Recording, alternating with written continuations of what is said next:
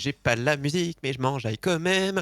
Et Dals, du coup, tu reviens pour nous jouer un bon tour cette fois avec des découvertes Exactement, littéraires comme tu as l'habitude de le faire et on ne sait jamais tout à fait. qu'est-ce que tu vas nous proposer. Ça peut être un roman, ça peut être une BD, ça peut être un manga, ça peut être tellement de choses.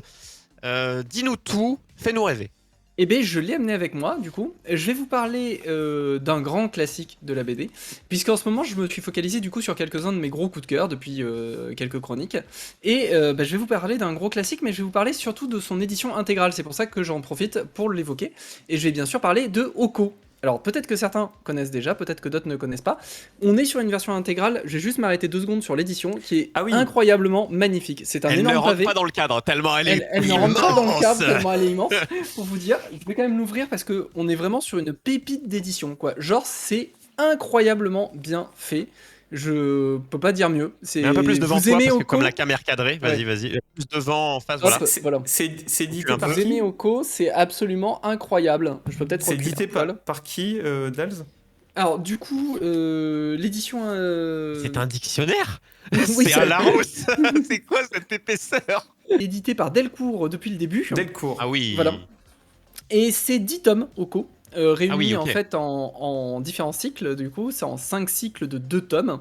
Et les 10 D'accord. tomes tiennent dans ce pavé. Donc, Oko. C'est un classique maintenant de la bande dessinée. Je pense qu'on est dans ces 20 dernières années sur un monument maintenant. Mais j'avais envie de revenir un petit peu dessus parce qu'il est quand même un monument hyper intéressant que tout le monde ne connaît pas, surtout si on n'est pas féru de bande dessinée.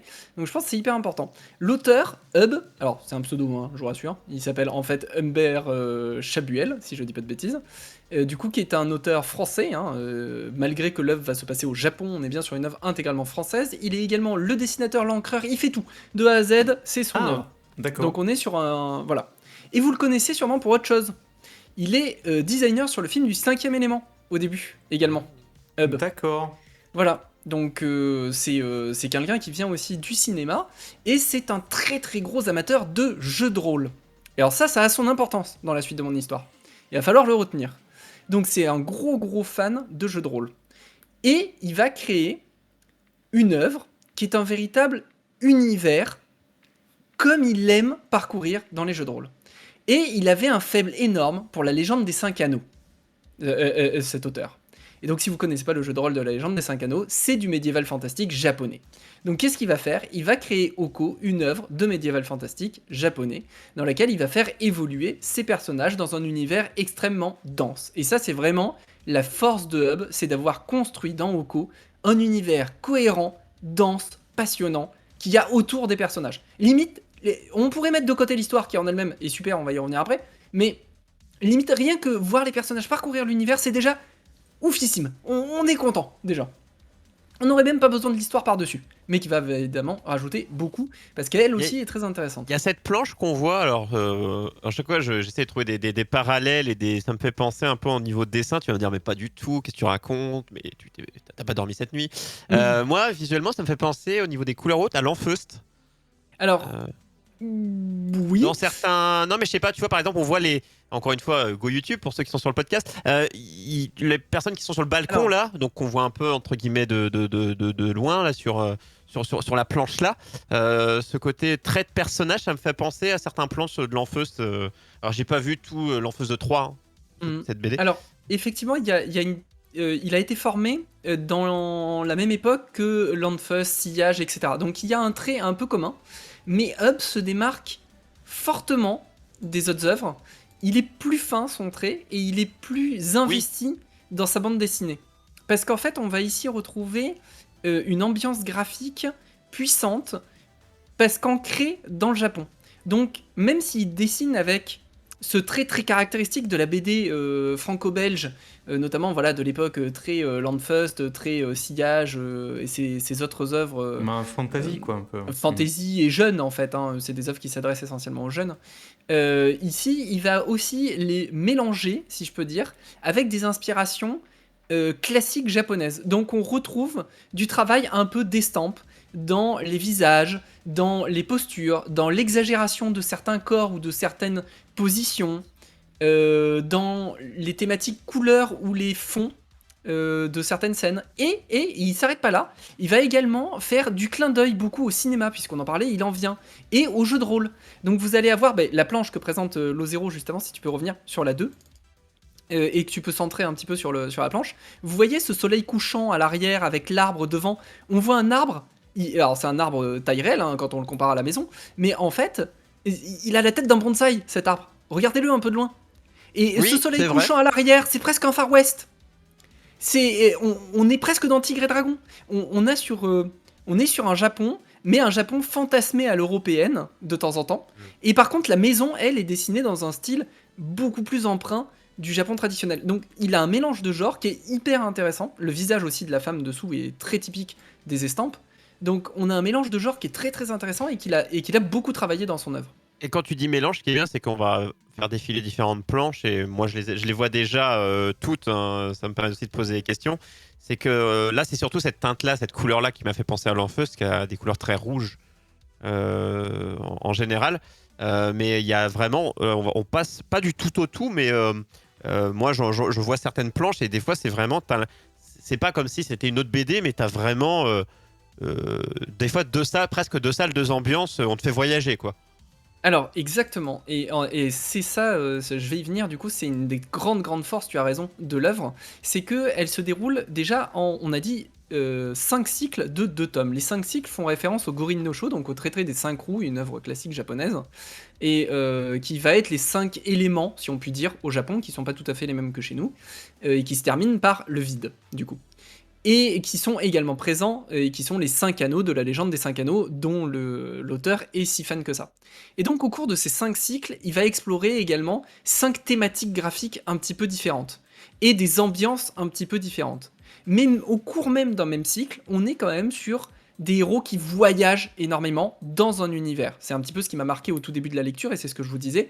Outre l'histoire, on pourrait juste être ce groupe de héros qui voyagent dans l'univers, et l'univers est tellement changeant, tellement dense. Les villes, les montagnes, on passe sur des villes qui sont sur l'eau, on va aller au bord de rivières, on va aller dans des marécages. Et le graphisme s'adapte. Et c'est beau, c'est pas les mêmes thématiques de couleurs, c'est pas traité de la même façon. Ne serait-ce que les couvertures sont magnifiques. Si tu reprends l'image 1, Lo0 qui est absolument fantastique, c'est la couverture peut-être la plus emblématique, puisque c'est la première, celle du cycle de l'eau, tome 1, du coup, qui présente les 3 personnages principaux. Il y en a un 4e, on va dire, mais j'y viens après. Et voilà, là tout de suite, on se dit, le cycle de l'eau, paf, on a déjà la thématique couleur de l'eau avec la lune qui est présente, qui est donc très associée à l'eau en règle générale, hein, puisque phénomène de marée, tout ça. Voilà. Et si tu passes sur la slide 2, qu'est-ce qu'on a? Une maison sur pilotis qui ouvre la scène avec un arbre posé au milieu de l'eau. Chaque cycle se reflète, l'élément est reflété dans les décors, dans le design, etc. Et c'est vraiment superbe. Rien qu'à ce niveau-là, il y a une énorme richesse dans l'œuvre. Et l'ensemble de l'œuvre et de tous ces tomes, ça s'étale sur combien d'années? Alors ça, c'est assez obscur. Tu veux dire la sortie pas le physique scénario. Pas le scénario. Alors c'est une très bonne question. Combien de temps il a mis à faire les 10 tomes? Je sais que c'est publié depuis 2005 chez Delcourt, et je pense qu'il a mis à peu près 10 ans à les faire. Le dernier c'est 2015. Oui, il a mis parfaitement 10 ans à les faire. Je sais plus si t'as le dit, mais il a tout fait ou Il fait tout. Tout à fait. Scénario, tout. Colorisation. C'est un vénère, voilà, le gars. Il a tout fait. Après, les couleurs, il est rejoint sur certains tomes par Stéphane Pelayo. Et sur les derniers tomes, il est rejoint par Lee, donc, qui sont des assistants coloristes. T'as trois boulots, quoi. T'as écrire, dessiner et faire la colorisation, quoi. C'est vraiment 3 boulots. Il est les 3. Il a juste des assistants coloristes sur la. Parce que ça prend, c'est très long si vous voulez pas mettre 10 ans de plus. Voilà. Mais il aurait pu faire tout seul, quoi. C'est juste que c'est long, quoi. Exactement. Et c'est lui qui donc maîtrise toute l'œuvre, puisqu'il se charge de lui-même de toute la patte initiale. Oui. Donc ça, on a pas mal parlé on va dire du côté graphique de l'œuvre, ce qui est quand même très important, mais il y a quand même une histoire à cette œuvre. Je vais peut-être vous en parler un petit peu. Elle est nulle, voilà, ensuite. Donc c'est quand même là un petit peu l'intérêt de Hoko. Hoko, c'est quoi? C'est un roman initiatique, enfin c'est une histoire initiatique toute bête. C'est un ronin du nom de Hoko, donc un ronin, un samouraï sans maître, qui va se constituer autour de lui une petite équipée, et ensemble ils vont être des chasseurs de démons, globalement, Et ils vont donc arpenter les terres de l'Empire, qui s'appelle Pajan, et qui est un Japon fantastique un peu sublimé. Et ils vont chasser les démons. Donc à chaque fois, il va y avoir un côté sous-petite histoire, à chaque cas, si on veut, un peu à la façon d'une série policière. Donc ils arrivent dans un lieu, il y a un démon à chasser, même s'ils ne le savent pas toujours dès le début, mais des indices vont leur mettre la puce à l'oreille. Va y avoir un côté enquête, globalement, sur qui est le démon, pourquoi, quel type de démon, qu'est-ce qu'il fait là, etc. C'est pas on se tape dessus et point barre, quoi. Voilà, C'est pas que ça. C'est ça. Et il va y avoir la neutralisation du démon qui ne se passe pas toujours par un combat. Donc ça revient à chaque fois. Alors évidemment, il se passe énormément d'autres choses, il y a des fils rouges derrière, ça c'est des petites historettes, on va dire, qui sont par-dessus. Et en fait, on s'aperçoit très vite qu'elles sont liées dans un énorme tout, que je vais pas vous spoiler bien sûr, mais qui fait tout l'intérêt et la force de l'œuvre. Et sa gradation en puissance est énorme. C'est-à-dire qu'on parte des premiers tomes qui semblent vraiment des histoires un peu détachées, on comprend pas vraiment où est-ce qu'on va en venir, mais on a plaisir à suivre ce petit groupe et à suivre les petites histoires. Et dès le deuxième cycle, on gagne en profondeur, on commence à comprendre pourquoi tout est lié, etc., jusqu'à la conclusion fantastique du dernier cycle, qui d'ailleurs, le dernier tome est quasiment un retour en arrière, puisqu'il se consacre uniquement à la jeunesse du personnage. Et en fait, en apprenant sa jeunesse, ça conclut intégralement la série, parce qu'on comprend les 9 autres tomes en comprenant la jeunesse du personnage. J'ai beaucoup d'œuvres qui font ça, qui te racontent le passé une fois que tu as vraiment bien vécu le présent, quoi. Exactement. Pour vraiment Donc c'est un récit centrer le truc, quoi. initiatique. Alors vous allez me dire, c'est un peu bizarre parce qu'on parle de Oko, un Ronin qui est à la tête d'un groupe de chasseurs de démons et tout. C'est un personnage très fort. Hein. C'est Dès pas le début, Jean-Claude c'est Oko. déjà vénère. Mais, voilà, il est déjà vénère. C'est pas un shonen, hein, on est très loin de ça. Par contre, en fait, on est dans un récit initiatique parce que c'est pas réellement Oko, le personnage principal de la série. Tout le monde en parle, l'œuvre porte son nom, c'est lui qu'on voit peut-être le plus dans les planches, mais en fait ce n'est pas lui, le personnage principal. C'est un jeune moine, Tiku, qui le suit. Et c'est le récit initiatique en fait de Tiku, réellement. C'est ça qu'est l'œuvre d'Oko. En fait, c'est le jeune moine qui le suit et tout ce qu'il va apprendre au contact du groupe de chasseurs de démons, qui est intéressant. Voilà. Alors son groupe est assez passionnant puisqu'il y a un moine plus vieux qui est un bonze un peu fantasque, grand amateur de saké, très alcoolique. Très désabusé pour un bonze. Vous voyez, il est croyant, mais bon, il est désabusé de la vie, quoi. Voilà.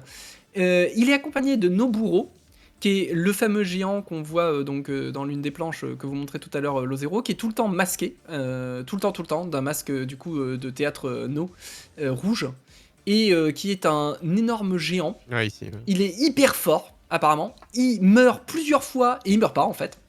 Donc il semble immortel sur le papier. Voilà. Et il est entouré énormément de mystères. Et il est à la solde totale d'Oko. Total. Jamais il le remet en question, rien. Donc il y a un petit peu une inconnue sur ce personnage-là aussi. Et enfin, il y a le jeune apprenti Tiku, donc, qui en fait est le spectateur on dirait, un peu Avatar, le dernier maître de l'air, hein, quand même, le petit moine. Ouais, le petit moine, il y fait vachement penser. Donc Tiku, il joue vraiment le rôle du spectateur externalisé et naïf. Il arrive avec toute sa gentillesse, sa crédulité, etc. face au monde. C'est un peu le lecteur. C'est un peu le lecteur, voilà. C'est un peu le lecteur qui viendrait de la BD gentille, mignonne, tu vois, standard, et qui est plongé dans l'univers d'Oko. Parce que Oko, au contraire de ce qu'on croit, c'est pas une BD jeune, hein, c'est une BD adulte. Hein. Ouais, c'est ça, je me dis, le public, c'est quoi? C'est Voilà. c'est à partir du lycée, quoi. À partir du lycée. En fait, on a tendance à vouloir la lire avant, notamment à cause de son univers et à cause de sa patte graphique, qui laisse à penser que ça peut être accessible à des gens qui lisent du Landfust, ce genre de choses. Pas du tout, hein. C'est justement Tiku, c'est ce jeune lecteur qui vient d'avant et qui se retrouve confronté au monde plus réaliste, qui est celui du groupe de Noburo, donc Noshin et Oko. Et justement, la force de l'œuvre, c'est que Oko est un héros à l'ambiguïté incroyable. Et du coup, d'ailleurs, c'est pas vraiment le héros, mais c'est un personnage à l'ambiguïté incroyable. On le pense, le gentil, puissant, chasseur de démons, avec son groupe au début, et très vite, on se rend compte que il est très froid, il a un cœur de pierre, il chasse les démons, mais c'est pas toujours pour le bien de la personne, en fait. Il a l'air d'avoir une motivation très très personnelle et très intrinsèque pour le faire, mais c'est pas forcément pour aider les gens. Le personnage de Noburo doit être carrément sous contrôle, limite, parce que il est très bizarre. D'accord. Et du coup, il va se tisser autour d'Oko et de son groupe une ambiguïté énorme. Là, c'est Le pas un groupe bonze- de héros. Ce ne sont c'est pas du tout héros. un groupe. C'est pas du tout un groupe de héros. Noshin, le bonze, est très désabusé de la vie, donc il prodigue des conseils un peu philosophiques, un peu religieux, mais au final matiné par c'est la triste réalité. Oko n'avait pas le choix que de faire ça.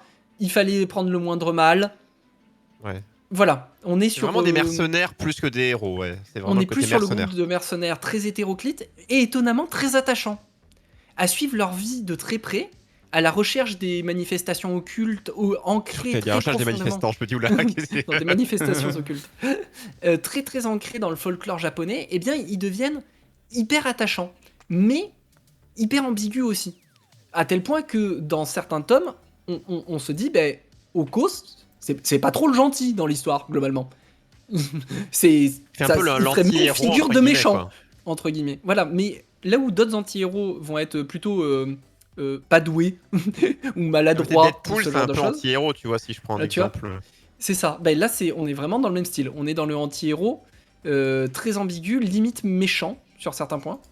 Ouais, il y a s'il y a des dégâts Et, collatéraux, enfin du dégât collatéral, c'est je s'en fous, quoi, c'est tant pis, quoi. Exactement. Bah d'ailleurs, Lou a switché sur peut-être la meilleure scène, donc où on voit Oko en train de manger avec un haut dignitaire, et on voit carrément un démon pendu au-dessus, la tête tranchée. Donc on est dans un univers sanglant. Hein. J'avais dit que c'était mature, mais C'est ça, il y a du les sang. monstres sont bizarres aussi. J'ai Et il y a des zoomé scènes pour, limite glauques, j'ai voire zoomé pour glauquissimes. comprendre, mais j'ai l'impression qu'en effet, c'est un géant et qu'il a, il a les luminaires qui sont accrochés à ses bras et Mhm. que sa tête est coupée, qu'il y a du sang qui coule directement. Et oui, Non. tout à fait. Ah, mais c'est une ça. déco, Et écoute. c'est exactement Il y a ça. des gens qui ont C'est, des têtes d'élan accrochées à leur mur, hein, donc écoute. Hein, Fabuleux, et la tête fabuleux. repose devant eux. Voilà. Et il y a des moments, en fait, on verra même que le démon, on le prend en pitié, un peu, la créature. Il y a des fois, elles sont vraiment maléfiques, et il y a d'autres fois, elles font partie du folklore, et c'est limite l'homme qui a provoqué leur apparition, ou qui les ont manipulés. Mais c'est pas le démon la plus grande menace dans le lot. Et Oko va s'en débarrasser de manière nette, froide, sans aucun problème, sans état d'âme. Il se débarrassera des humains qui se mettront sur sa route de la même façon. Il n'y a pas de souci avec ça. Il fera des choix qui vont pas du tout en faveur du moindre mal. Donc c'est un personnage très très ambigu et dont la complexité va faire tout le sel de l'œuvre, et honnêtement. de savoir c'est quoi son but, quoi. Enfin, Voilà. son Et le but problème, intérieur. c'est que voilà, il y a une énorme tension scénaristique et dans les fils rouges. Mais qui est ce géant qui l'accompagne? Pourquoi il l'obéit? Pourquoi il semble immortel? Qui est ce bonze très désabusé mais qui a des pouvoirs, qui a des connaissances un peu mystiques, qui arrive à capturer des démons? Qui est Et ce tout ça, Oko? Tout Voilà. ça, on finit par l'apprendre. Et C'est-à-dire tout quand, ça? quand t'as vraiment tout lu, tu sais tout. Ou est-ce qu'il reste Alors, des zones vraiment d'ombre? quand tu as tout lu, tu sais la grande majorité. Il y a quelques points que l'auteur a décidé quand même de laisser volontairement à la libre interprétation un peu. Et en fait, aussi à la possibilité de théorie, parce que du coup, plus tu relis l'œuvre, plus tu t'aperçois qu'il dissémine des détails progressivement. Il Quand est tu pas connais prévu de déjà suite la fin. Non, non, l'œuvre C'est est fini finie. Voilà. Ok, donc pour ça, Il fait, des fois, ça peut après, il a fait laisser des la trucs, place à une suite. il a fait des trucs connexes, des artworks, des trucs comme ça. Il avait dit pourtant, à l'époque, en 2016 ou 2017, quelques années après la fin du dernier tome, il avait laissé la porte ouverte à il pourrait y avoir de nouvelles aventures avec le personnage de Oko. Mais ça n'a jamais eu lieu jusqu'à présent. Donc, Une série Netflix. voilà, pourquoi pas. Pourquoi pas? En Moi, vrai, franchement, en toutes les- adaptation, ça serait J'étais J'étais en trop train de bien. chercher. J'étais en train de chercher quand tu disais donc le nom du, tu sais, le nom du bouquin n'est pas le héros. J'essayais de chercher à part Zelda. C'est pas le personnage qu'on incarne, mais c'est pourtant le nom. C'est le nom du jeu, mais c'est pas la personne qu'on incarne. J'ai pas trouvé vraiment beaucoup de où le personnage principal, c'est pas le nom de l'œuvre. Ah, si, Je quand même, prends il y en a Naruto, plein. je prends des mangas. Naruto, c'est Naruto. Après One Piece, bon, il y a pas de nom, mais où tu te dis, tu vois, c'est un personnage à côté qui est vraiment le personnage principal. Et pas celui qu'on pense. Il n'y a pas beaucoup de trucs qui me viennent en tête. Enfin, pas du tout d'ailleurs. Je pense dans les mangas traditionnels, il y a Fairy Tail où on pense tous à Natsu en personnage principal, alors qu'en fait c'est celle qui a les clés. C'est ça, c'est Euh, Lucie qui. Et c'est Lucie qui est en réalité le vrai héros de l'histoire. C'est ça. Bah, c'est un peu un entre-deux, mais un truc vraiment autant, parce que tel que tu nous l'as raconté, c'est vraiment. C'est vraiment plus le. Et pourtant, tu vois, tel que tu vois, quand tu nous as parlé de l'histoire, t'as quand même mis vraiment de côté. Tu nous as presque rien dit sur le petit moine, alors que c'est lui le vrai personnage principal, et tu nous as beaucoup plus parlé de celui qui ne l'est pas. Donc, même peut-être à travers Est-ce toi, qu'il quand t'as évolue, écrit. d'ailleurs Quand tu as écrit ton texte, t'es même aussi influencé sur ce côté un peu trouble de qui est vraiment le personnage. En fait, Peut-être que de c'est toute même façon, voulu. tu peux pas nous le spoil Voilà, je peux pas vous complètement, le spoil. voilà. Exactement. Ouais, Parce qu'en fait, Tiku, c'est un jeune, t'as c'est un fait jeune exprès aussi, pêcheur mais au début qui se trouve à suivre les enseignements de Noshin, donc le bonze, donc qui suit la voie religieuse, si je puis dire, et plus philosophique, parce que Noshin n'a plus grand chose de religieux à des moments. Et il apprend avec son maître. Et en fait, il y a un truc que je peux vous spoil parce qu'on le comprend assez vite si on est un peu intuitif sur. sinon bouchez-vous les oreilles pendant 30 secondes. Sinon bouchez-vous les oreilles, exactement. C'est que en fait, c'est lui qui raconte l'histoire. En fait, c'est lui qui écrit. Le moine, c'est le narrateur, le petit moine. C'est le moine et le narrateur une fois vieux. Et l'œuvre est son bouquin. Et c'est pour ça qu'il l'a intitulé Oko.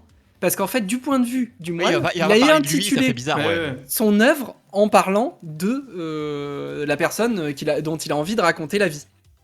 Ah, c'est très cool ça. J'aime bien cette interprétation. Ça, tu vois, ce principe se fait quand des fois tu as des séries où tu as un narrateur qui parle et tu sauras à la fin que c'est le jeune garçon qui était qui parlait tout le long. Ça, c'est un truc classique. Et attention, invasion du chat. Ouais, vous avez de la chance, les Twitch. C'est lui, Oko. Et petite question, juste, parce qu'on a vu l'épaisseur, mais juste pour ceux qui écoutent, c'est combien de pages ça peut permettre de se rendre compte de l'épaisseur? Ah bah alors là, je vais effectivement vous le dire, je ne sais pas, tiens, de tête. Et le prix aussi. Sachant qu'à la fin, si ça peut vous intéresser, il y a beaucoup de pages avec de l'explication, beaucoup autour de l'œuvre. Il y a énormément de choses, ce qui revient aussi sur le folklore japonais. C'est très très bien fait, hein. C'est écrit par Jean-Pierre Fueri et c'est super. Et donc y a-t-il des numéros de pages seulement? Du coup, sinon je peux pas vous le dire. Ah, oui, 567 pages. Combien? Ah d'accord. 567. Ah ouais, vénère quoi. Il y a de quoi faire. Voilà. Donc et l'œuvre intégrale, je vais pas vous montrer du coup pour pas vous spoil, mais elle se termine juste sur une lettre. C'est la dernière planche de la BD qui révèle elle encore les petits ultimes secrets. Et c'est vraiment, vraiment exceptionnel. Et je cherche le prix. Superbe œuvre. Et donc, le prix du bouquin entier, parce qu'après, il s'achète individuellement. Voilà, tu peux retrouver les tomes en individuel. Je vois une quinzaine d'euros pour les tomes, en gros, des fois les tomes individuels, 15-20 euros. Oui, ça varie un petit peu en fait. À l'époque, je pense que c'était 17,80 le prix d'origine, ou 22,50, je sais plus sur lequel il était indexé. Alors je regarde Amazon. Non, ça devait être 22,50. Allez en librairie. Mais sinon, je vous dis, sur Amazon, globalement, là, je vois intégral tome 1 à 2, donc le 1 et 2 à 22,50 par exemple. Voilà, normalement c'est ça, hein, c'est 22,50. Et du coup, ton gros livre qui a tout. Et alors, par contre, le gros qui a tout, je sais plus à combien il était. On était 3500. Non, on n'était pas si cher que ça en fait. C'est ça qui était assez ouf, c'est qu'on était à 85 ou 88 euros. Est-ce que c'est combien? C'est 10, c'est ça? Non, c'est 10, oui, tout à fait. 10, ouais, c'est ça. Il y a une dernière image. Et il y a effectivement une dernière image bonus, du coup, dans l'actualité. En cherchant, oui. Dans l'actualité très très proche et pas proche à la fois de Oko, c'est qu'il y a eu des adaptations jeux de plateau de Oko. Plus ou moins réussies pour certaines, mais il y a eu notamment une adaptation qui s'appelle Oko Chronicles, qui est sortie. Alors, la date de sortie est un peu difficile puisque ça vient d'une campagne Kickstarter et du coup on peut y jouer depuis 2019, elle est annoncée depuis 2018, mais officiellement les boîtes commencent à se recevoir depuis 2021. Et ah ouais, donc c'est vraiment c'est frais quoi. Ouais, et pour certains ils l'ont même reçu en 2022 avec toutes les extensions, je pense. D'accord. Donc c'est très très frais. Et donc ça reprend un petit peu ça reprend complètement l'histoire de Oko. On va être dans la peau de Oko et ses compagnons qui vont devoir tout simplement oxyre des démons. Donc ça se passe au cœur du Palais des Brumes pour la version de base. Après, ils l'ont fait en cycle, en 5 cycles, comme la BD, et qui sont autant d'extensions, mais qui sont aussi jouables indépendamment. Là, Ça, du je coup, suis j'ai pas sûr vu, d'infos, je suis je sur crois. Esprit Jeu, parce que eux ils l'ont, mais je le vois à 72 balles. Exactement, c'est 72 € au Co-Chronicles, le cycle de l'eau. Évidemment, si vous l'aviez pris en campagne, vous aviez des tarifs préférentiels, bien sûr. 2 à 5 Peu différent. joueurs, environ 2 heures à partir de 13 ans. Bon, je donne les infos données par le site. Hein. Environ 2 heures, non, environ 3 heures, 3h30. Ah oui. Ou alors, Calmons-nous. ils mettent environ, ou alors c'est à partir de. Voilà, oui, mais c'est très sous-estimé comme à chaque fois avec les éditions.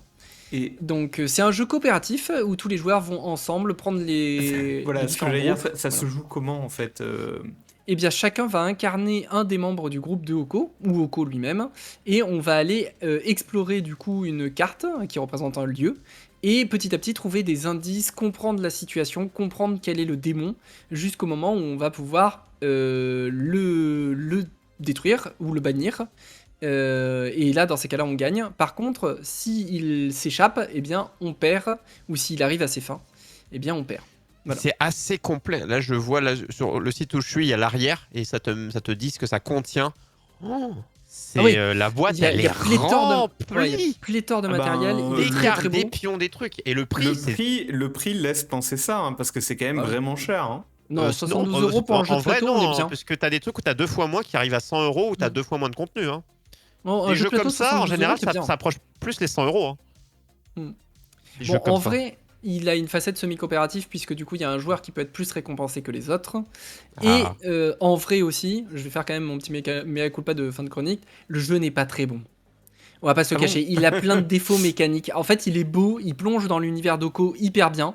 Le jeu est hyper renseigné et très Ouais. très détaillé sur l'univers d'Oko. Donc du coup, ça fait plaisir quand on est fan de l'univers de jouer Ah, dedans mais et si de t'es pas fan, s'immerger c'est dedans. pas si bien que ça, quoi. Mais en vrai, les mécaniques sont un peu lourdes. Il y a des trucs qui sont de l'aléatoire qui met un peu un tacle au mauvais moment. Tout n'est pas fameux. Ben voilà, pour moi, cette image, elle résume très bien Oko. C'est-à-dire que Oko, c'est un mélange de Japon, féodal, traditionnel, de folklore, de fantasy, de magie, de limite SF, tellement la magie se mélange avec des constructions un peu mécaniques. Le tout dans un univers résolument adulte, avec des personnages très ambigus, à l'image de la femme qui est sur la photo, qui est sur le dessin, et servi par une mise en couleur et un trait de dessin fabuleux aux inspirations multiples. Voilà, c'est vraiment ça, Oko. Hub, il a mis tout ce qu'il aimait, il a trouvé la façon d'en faire une cohérence, alors que c'est... Finalement, il y a beaucoup de choses différentes, quoi. Exactement, c'est ça d'ailleurs qui fascine dans l'œuvre, c'est que il va mélanger magie fantastique, culture féodale japonaise, réaliste en plus, hein, très bien renseignée, avec une intelligence et une cohérence incroyables. On sent l'empreinte du JDR sur la personne. Eh ben écoute, comme d'habitude, j'ai envie de... Voilà, j'ai on a envie d'acheter. En fait, de c'est m'y soit mettre. quand on parle BD avec toi, enfin BD ou œuvre littéraire avec toi, Dals, on a envie d'acheter. Quand on a Charlie qui nous parle de jeux de société, et là tu nous en as un peu parlé aussi, mais on a envie d'acheter. J'en ai marre de gens qui sont passionnés par leur sujet, qui nous font dépenser de l'argent dans ce monde capitaliste. J'en ai marre, rends l'antenne.